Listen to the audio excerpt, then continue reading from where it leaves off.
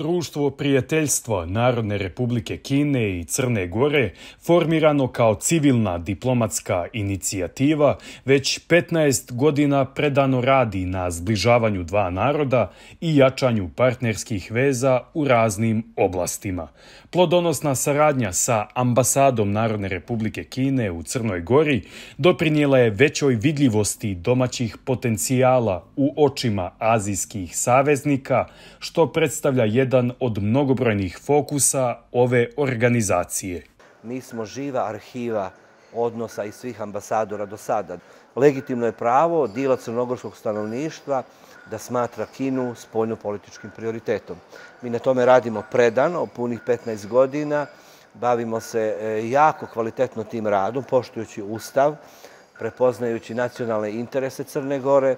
Vrlo jednostavan cilj je bio da se 1% uspjeha i prosperiteta kineskog društva i kineske države prenese u Crnu Goru. Mislim da bi taj 1% nama značio jako puno i na tome radimo predano i nastavit ćemo još više. Opisujući Kinu kao miroljubivu zemlju koja pokazuje visok stepen društvene odgovornosti na međunarodnoj političkoj sceni i koja se ne miješa u interne stvari drugih država, Hadžić je podsjetio na benefite koje je Crna Gora ostvarila kao njen dugogodišnji partner. Prvi benefit je bila da je Kina prva velika sila koja je priznala Crnu Goru. To dovoljno govori o njenoj intenciji da uvažava naš suverenitet.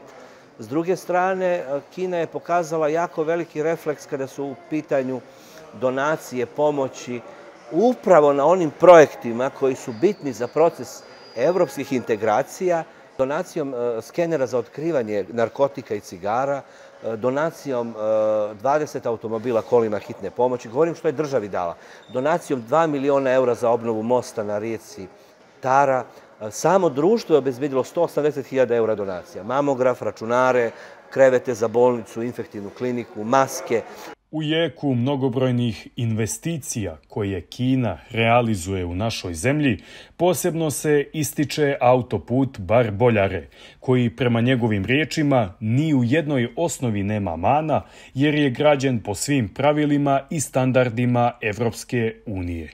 Njima je bila želja da pokažu i da dokažu koje su njihove mogućnosti i koje su njihovi kapaciteti kada je u pitanju putna infrastruktura.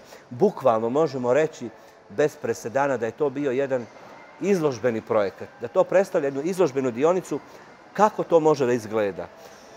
Smatram da treba ubrzano raditi na otvaranju svih gradilišta i svih koridora predviđenih. Govorimo o nastavku puta Bar-Boljare, o Jadransko-jonskoj cesti, o svim mogućim zaobilaznicama. Crna Gora u narednih 5 godina treba da bude veliko gradilište infrastrukturnih projekata ako želimo da razvijemo našu zemlju. U tome vidim balans između evropskih partnera i kineskih partnera. Najsloženiji i najvažniji razvojni crnogorski projekat godinama uporedo prati priča o Exim banci i potencijalnom dužničkom ropstvu prema Kini. Izgradnja prve dionice finansirana je kreditom u iznosu od oko $940 miliona, što su mnogi prokomentarisali kao veliki rizik za domaću ekonomiju i održivost. Kina nikada nije nikoga zarobljavala, niti ima tu politiku. Legitimno bankarsko poslovanje. Došli smo do želje da dođemo do kredita, ponudili smo najbolju moguću opciju smo dobili, najjeftiniju, 2,3%. Potpisali smo kredite, tačno je da imamo državne garancije i tačno je da postoji mogućnost. Međutim, ako imamo partnerske i dobre odnose sa Kinom i ako te odnose njegujemo i kao što vidite, crnogorska ekonomija počinje da se razvija, da raste, da ozdravlja. Ja ne vidim problem da ćemo uspjeti da vraćamo. Sve ćemo to uspjeti da vratimo. Nije nikakav problem. Ne vidim nikakvo dužničko ropstvo. Naprotiv, Kina je jedan odgovorna zemlja. Smatram da imamo prijatelja, da treba da ga iskoristimo na pravi mogući način.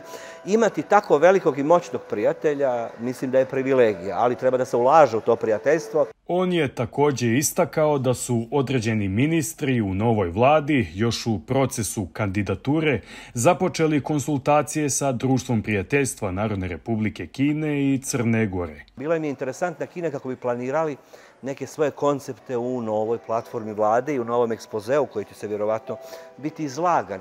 Mi smo imali jako dobre razgovore i dali smo jako dobre savjete i oni su veoma transparentni. Prvo, jednostavno je imenovanje ambasadora Crne Gore u Narodnoj Republici Kini i povećati staf na 10, minimum 10 ljudi i u budućnosti razmišljati o otvaranju generalnog konzulata u Šangaju. To je jako bitno. Drugi korak je imenovanje nacionalnog koordinatora u inicijativi Kina, centralno-evropske istočne zemlje, što je jako bitno. I taj nacionalni koordinator bi možda trebao da ima i ulogu malo veću od te inicijative, da koordiniše kompletnu spoljnu politiku Kine kada su u pitanju svi odnosi osim spoljnopolitičkih.